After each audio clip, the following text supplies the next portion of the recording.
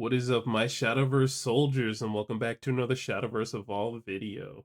Alright, soldiers, so we are back with another Abysscraft breakdown, and I'm sure everyone is very excited to talk about this one just because I don't think this deck has been in the light too much, because of course we've always had the Boogeyman, which is going to be the next video that we're going to be talking about, of course. So be prepared for Friday's video, of course. But I think the Boogeyman has definitely overshadowed a whole bunch of decks, and I think this one has actually been in the shadows, no pun intended, of course, that really hasn't had that much time to shine, which I think has some pretty cool effects and interactions in the deck. But I can definitely see why, of course, the Boogeyman is doing as well as it is, and then this deck is kind of in the dark. But of course, let me save all the talking for when we get into the deck breakdown here. So we are back with another episode of Inverse Academy.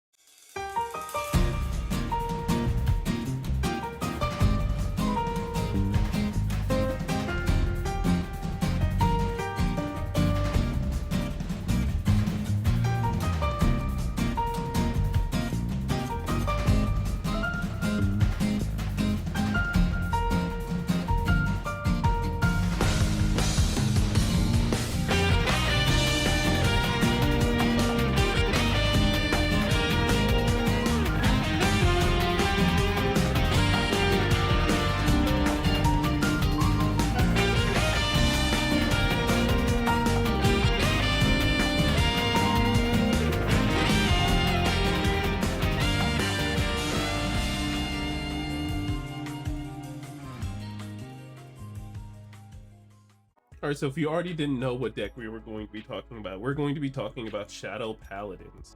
And personally, I think that this deck is a very good investment to get into, just because that if you haven't already played Shadowverse Evolved and you're just picking up the Vanguard set, I will say that this is a very good investment, just because if you want to build other decks outside of Vanguard, because of course after this month, Vanguard isn't going to be relevant in the meta too much, just because we're going to have the newer cards at the end of September. So getting these cards from this deck and taking apart the little, of course, bronze, silvers, and golds, I think a lot of those cards do help out with other decks that you do want to build. So I think moving forward, if you invest into Shadow Paladins, then I think is a very good investment overall if you want to keep playing Shadowverse Evolved past the Vanguard set. Alright, so getting into the pros and cons of the deck. So I will be honest, soldiers, that I did kind of have a bit of problem seeing the pros and cons, because honestly, on the pros, there's like a takeaway for everything. And I think I listed a bit of everything here that has like good things going for the deck. Now, if there's something that I missed, please let me know in the comments below. We can get this all. I really want this to be a good channel for a good hub source for Shadowverse Evolved, so everyone can get the correct information for these decks and whatnot. So, you know, it would be a big help if you let me know in the comments if I missed anything. So we'll say, starting off with our first pro week, this deck is a good investment. If you want to continue playing Shadowverse Evolved outside of the crossover set Vanguard, I will say that this is the deck that you really want to get interested in, just because there are a lot of pieces that you can use in the Necrocharge deck that comes from here, and you'll have like a good percentage of the deck after this set, just because Necrocharge uses a lot of cards that are going to be milling. And you know, moving on into the future sets, we're going to be getting, of course, more Necrocharge support as the game continues to go on. So I think it's a good investment if you're interested in Abysscraft and you get Shadow Paladins. It's like, okay, so Necrocharge is one of the decks that is future oncoming, so I can prepare for that by building Necrocharge after the crossover set. And I do believe that this deck has amazing removal. So of course there are some cards that have a specification where you can't remove things, but dealing X damage to something and then hard removing things, and then even your boss monster has removal on top of it too. So I think there are a lot of good things in terms of removal for this deck. Alright, and lastly we have Storm. So of course we really enjoy when our followers are able to attack the same turn they are played, but there are two hand-in-hand things with Storm. So most of our good Storm followers, of course, are in mid-range and the ones that we can evolve with, but some of our Storm followers that we do have in the deck are some of our triggers. So that does kind of feel bad if you manage to draw those cards and then, you know, use them as the Storm followers. But optimally in the Vanguard decks, of course, you want to start hitting those triggers on those drive checks. Alrighty, moving over to the cons, so we have Cemetery Block. So, of course, in any Abysscraft deck, you're going to need X amount of cards in your cemetery. Well, if you've paid attention in the Royal Paladins deck, you needed at least 15 Royal Paladins. So guess how many Paladins that you need in your cemetery to get the deck rolling, honestly. So of course you're going to need a minimum of 10, but optimally to get into your big late game boss monster cards to make them free, you're going to need 15 Royal Paladins in your cemetery, and of course, every card that you're going to need to play is milling. And of course, that leads us into the next point. So we have mill. So mill is a good and a bad thing. Of course, milling is going to be what our game plan is, and as long as we're milling and we get those 15 cards into our cemetery very quickly, then we're going to be eating good. But if we mill one of our key pieces, that is going to be one of the cards that mills like a whole bunch, like maybe 3 at one time or maybe 2, then we're going to be feeling pretty bad because that card is just going to sit into the cemetery. And unless we draw a specific card that gets cards out of our cemetery, then we're in a really weird position. Alrighty, next up we have the early game. So of course, if we're going to be doing our game plan, if there is a deck that is playing low to the ground and we don't have our answer in terms of removal for early game, then we're definitely going to get stomped out because most of our cards are just going to be milling cards in the early game. And then we'll have the body on board, and if our opponent's able to deal with that and still swing at us, then it's really not a good time for the Shadow Paladins player. Alrighty, and lastly we have draw. So I believe there's only 3 cards that plus you 1, or at least 2 cards that plus you 1, and then everything else kind of replaces itself. But in return of you not being able to draw too much, you have very amazing removal. So I think, getting a 1 for 2 or a 2 for 1 is just like a very good establishment there, but you aren't going to be drawing too much in this deck. Alright, so let's talk about some of our legendaries. So here are our blaster crew, or the dark side of the blasters. So we have the Phantom Blaster Overlord, which is the big boss monster of the deck. It's a 9-cost 6/6. And then if there are at least 15 Shadow Paladin cards in your cemetery, you may bury a Phantom Blaster Dragon to play this card instead of paying its cost. So it has ward and twin drive, so drive checks twice when it swings. So when it comes into place like the enemy fallen field and destroy it and then draw 3 cards. You can also use its activate ability for 1 play point to discard a Phantom Blaster Overlord and give this follower +6/+6. Alright, so I do like what the boss monster is representing, that you're able to go ahead and sacrificing things and getting 15 cards into the cemetery so you can start doing effects. But mind you, when you start getting 15 cards into the cemetery, we are like pretty decently late into the game. So playing a card that it does turn into a 12/12, I think in the Vanguard class it's pretty good. But if we're playing all over Shadowverse Evolve, someone's going to have the hard removal for this. So do be mindful when playing this, because building a 12/12 on your turn, and then after hitting those 15 Shadow Paladins, and it only has ward and twin drive, so you have to wait until you're able to swing with this to really get its effects, is pretty lackluster. But by no means will I say that this card isn't scary. So if you're playing in the regular Vanguard class, there aren't that many classes that have access to hard removal. So if you're just playing regular 1 for 1, then being able to play this and then having a 12/12 on board that your opponent has to deal with, and if they don't have the removal, you're sitting good. Alright, and let's look at the lesser part of the cards. Let's look at Phantom Blaster Dragon. So it's a 3-cost 4/3. As an additional cost to play this card, you can bury a Shadow Paladin follower. You can evolve it for 1, and it has Storm and Twin Drive, so Drive protects twice. And when it comes into play, if you buried a Blaster Dark as an additional cost to play this card, you can evolve this follower. So one thing we really do love is free Evo. So having a good usefulness for the Blaster Dark in terms of just going ahead and burying it. And, I think it's a huge plus if you're able to keep the Blaster Dark on field in terms of tempo, swinging with Blaster Dark, and then getting rid of it with the Phantom Blaster Dragon, and then swinging in for some more damage, so you can get a total of 7 damage in 1 turn. And then of course we have the Blaster Dark, which is 3-cost 3/3, which has single drive, but when it comes into play, you bury the top 2 cards of your deck. So of course, like I said, getting into Shadow Paladins is just a very good investment, just because the Blaster Dark already does what the Necrocharge things does in just the 3 costs. There's no requirement of, oh yeah, there needs to be like a Vanguard, or you need to have X and something. It just is a 3-cost 3/3 that buries the top 2, and Necrocharge absolutely loves things like that. Alrighty, and of course we have the starting amulet package. So of course you could use the basic ones that could give you another Vanguard follower +1/+1, but you'll probably look into wanting to get the full bow, the starting amulet for the Shadow Paladins deck, because you'll be able to bury the top 2 cards of your deck. Alright, so here are the triggers for the deck. So of course a lot of them are going to do a lot of things. Like the Grim Reaper is a very good card that has Storm as long as you have 10 Shadow Paladin cards in your cemetery. Alright, and then we have Abyss Freezer, which I do believe is just a key card to this deck, just because we can play it on 2 and get any Shadow Paladins. Because the one thing about milling is that there is no, like, it could be anything. Like, if you're running a 1-of in the deck, which you really shouldn't in this deck, you should not be running 1-ofs. Just because if you're milling, the only time you will be getting that card back is if you use Abyss Freezer. And of course, there are situations where you might not even see Abyss Freezer in your game. And of course, next up we have Abyss Healer, which is a card that's just a 2-cost 2/3 with Ward that'll also heal us for free as long as we have 10 Shadow Paladin cards into our cemetery. So sometimes you probably might want to stay away from this card unless you're really hitting it off of a drive check. And then last but not least, we have the Dark Side Trumpeter, which is a 1-cost 2/2, so it's a very good way to start off with a Goblin on the field. And then if we manage to hit it off of the stand trigger, then you're able to restand something. Alright, so let's talk about the early game. So these are the cards that you're going to be seeing in the first couple of turns. Just these cards that are going to be helping you start your game plan, like the Black Sage Charon, which is a 1-cost 2/2 that just buries the top card of your deck. Alright, and then we have really GOAT cards like Knight of Nobility, which is a 2-cost 2/2, and as long as there are 10 Shadow Paladin cards in your cemetery, this follower has Russian Bane. So this card can turn into a good hard removal. And then when it's just played, you bury the top card of your deck, so you can play it on turn 2. And as long as there's a blaster in your cemetery, he has a strike ability that if there's a blaster in the same in your cemetery, you can deal 2 damage to each leader. Which is pretty good, because later in the game, you're going to want some hard removal, because just as soon as this follower is going to touch something, it's just going to be removed. Alright, and then we have other cards like Witch of Nostrum, which is just a 2-cost 2/2, which we can ride her for 1 to give this follower +1/+1, and as long as we discard a Shadow Paladin card, we can draw 2 cards. Yeah, if you're behind and your opponent isn't really responding too well, I think Witch of Nostrum isn't that bad of a card. You're not really plussing in a way, you're just kind of net neutraling, which is fine just because we need to always dig through our deck because, you know, deck thinning is deck winning. So being able to just draw 2 cards throughout your deck is pretty cool.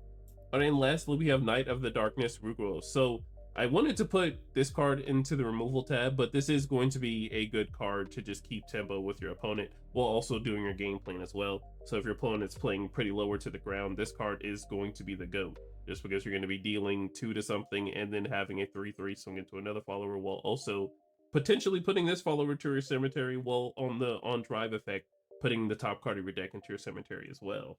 Alright, so I wanted to give Darkness Maiden Matcha some love here. So this is going to be a pretty nice play by being able to look through your entire deck and then putting whatever you need from your deck into play. So here is the whole thing about this card. So this will help you fix your ratios if we want to get a little analytical here. If we have X amount of cards into our cemetery, be that being Shadow Paladins, if we are the good pilot that we want to be when playing this deck, we know what X ratios that we do have in our deck, and this gives us the ability to look through our deck because not many cards are able to do that for the Vanguard class. So being able to look through your deck and seeing how many cards that you have in your deck, like, hey, you know, I still have 2 more of these. If I mill this, then, you know, this is still left in my deck. Or, you know, is this card in my hand? Have I doing this on field? You know, there's lots of situations. Of course, I might have talked in like different graphs and stuff like that, so I apologize if y'all couldn't stay with me there. But this gives you the ability to peek through your deck and see what ratios you do have left. Alright, so these are all the removal cards you really need to either look out for or be in search of whenever you're going to be going into some hard removal turns. And of course, looking at our first card, we have Dark Shield Maclear. So it's the 1-cost quick spell that's going to be the snipe, which is very what I like about this deck, just because it's actually able to use it. All the other decks doesn't really use it in their decks, but this is just a +3 into the cemetery. So you really don't want to miss out on that, just being able to discard a Shadow Paladin card. And you can hit those 15 cards very quickly if you have a card like this in your hand. And then next up, we have the Blaster Dark Evo. So on evolve, you select the enemy fall on the field and then deal it 3 damage, and it deals 1 more damage for every 5 Shadow Paladin cards in your cemetery. So of course, if we're going to be just spending 3 and then evolving the Blaster Dark, we're able to just go ahead and deal 3 damage to something. This card has single drive, so we're actually able to drive check, and if we hit any of our drive triggers, then that'll really help out in terms of putting a card into the cemetery. And then the extra ability of, if you have, you know, 1 for every 5, you can be dealing a total of like 5 damage to something as long as you have 10 Shadow Paladins in your cemetery. And then of course we have the Phantom Blaster Dragon, which is a Storm Twin Drive follower that does turn into a 5/4, but on evolve you select the enemy fall on the field, and then if there are at least 10 Shadow Paladin cards in your cemetery, you destroy it. Alright, so this was one of the cons that I was talking about earlier of having the little cemetery block. So a lot of the cards are going to say, hey, if you have at least 10, then you can do this extra effect. But on the Phantom Blaster Dragon, if you really want the hard removal, you have to make sure you have those 10 cards in your cemetery. But he still has his plus effects because he still has Storm and Twin Drive. So if you manage to hit the drive triggers there, then of course you will already have missed your window for the on evolve. But managing to hit like a crit trigger and turning this follower into a 7/4 is very dangerous. Alrighty, and lastly, we have Skull Witch Namain, which is a 4-cost 3/3. You can ride her for 1, but on drive, you give this follower +1/+1. Look at the top 3 cards of your deck. You may reveal a Shadow Paladin card from among them and add it to your hand, and then you bury the rest. When she comes into play, select the enemy following field and deal it 4 damage. Alright, so I do think the card is very useful in terms of playing tempo, so if your opponent only manages to play one big thing in their turn and it has 4 defense, you can go ahead and play this, and then look at top 3, add a card to your hand, and then bury the rest, so you're doing a lot of what your deck wants to do. Alright, so let's get into the tech of the deck. Alright, so getting into our first card, so we have Gurarubu. So it's a 4-cost quick spell, so you can select the enemy from the field and up to 1 Shadow Paladin follower in your cemetery. You destroy the first follower and add the second to your hand.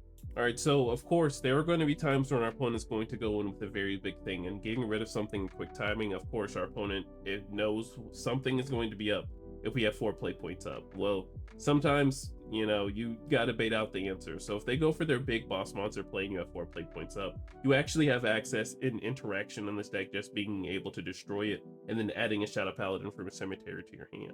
And of course, if we're going to be running a mill deck, it's not going to be bad by throwing our triggers back into our deck. So Luckbird is going to be a very nice card to have into our deck as maybe a 1 or 2 of, but just being able to selecting 5 followers and throwing those triggers back into the deck and shuffling and getting a play point back is just very good. Now, on the other hand, I will say that if you do slide those 5 back in, you do got to make sure you have 20 of those cards, or you're not going to be able to have all access to your deck. So mind you, this is only going to be a one-time thing, so maybe only the one of Luckbird might be good. Alright, and then next up we have Powers Converge, which is a 3-cost neutral spell, which is going to be, as long as we have those 3 face-up drive points, you're able to do all 3 abilities. That being able to deal 4 damage to a follower, selecting a follower in our cemetery and adding to our hand, which will be really helpful in this deck. And then also number 3, giving your leader +4 defense. Alright, and lastly, we have Majesty Lord Blaster. So of course, one of the abilities is that you need Blaster Dark in your cemetery for it to get the many effects of removal. But mind you, if you actually want to get some real good storm damage in, you actually can just throw both Blaster Blade and Blaster Dark into your deck and kind of like teeter it towards that angle towards the late game, because mind you, our Phantom Overlord doesn't have Storm, but it does turn into a huge 12/12, which is very good in terms of defense, but having a very solid offense afterwards if our opponent removes that stuff, or if they're trying to remove like Overlord and they don't get to do that and you could swing 12 in that very next turn, you can drop Majesty Lord Blasters or swing for 6. Like, you know, you can really close out the game at that point. Alright, so getting into the grade of the deck. So personally, like I said before in the last video, I actually had a hard time grading this deck as well, just because there's lots of things going on for it. So of course, we have the Necrocharge, which means that we're not going to be doing too much in terms of responding to our opponent in the early game, which can really hurt, but we can actually recur some of the life back if we want to throw in the heal triggers. But of course, the heal trigger doesn't really do anything if we don't have the 10 Shadow Paladins in the cemetery. So, you know, there's lots of things going on with this deck. Alright, but of course, if you already know how this goes, we are going to look at a couple sample deck lists, and we're going to look at the one provided for us on the website. Alright, so here is a sample deck list that I think you all should recommend to look at if you're getting into Shadow Paladin. Very basic. Of course, there are a couple cards that I would take out personally, but I think this is a good starting area to get through. Alright, and here is another sample deck list. Now, this is the mixture of the Royal Paladins and the Shadow Paladins together, and this list actually topped, I think, in JP. So I think I messed around with the ratios of it personally for me, because I think this is how the deck should have been played, or how I would have liked the deck to go. But I think this is a very good way. I think play around with the ratios personally if you want to build this deck and you have all the pieces and you want to, you know, mash everything together. I think this is a very good ratio of the build.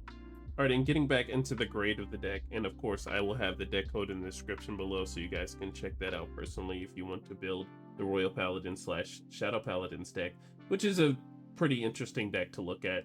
But getting back into the grade of things, so I think a lot of things are going for this deck, of course, but of course the one thing that you can't really control, the milling aspect, and there's only like one card that you can use to get back any of your other stuff. So we want to really use most of our abilities to like make sure that we're able to see the things that we need to see, or whatever cards that we do have, we have some control of getting them outside of the deck before they're able to be thrown into the cemetery from our deck. Alright, so I would give this deck a whopping A personally. I think this is an A tier deck.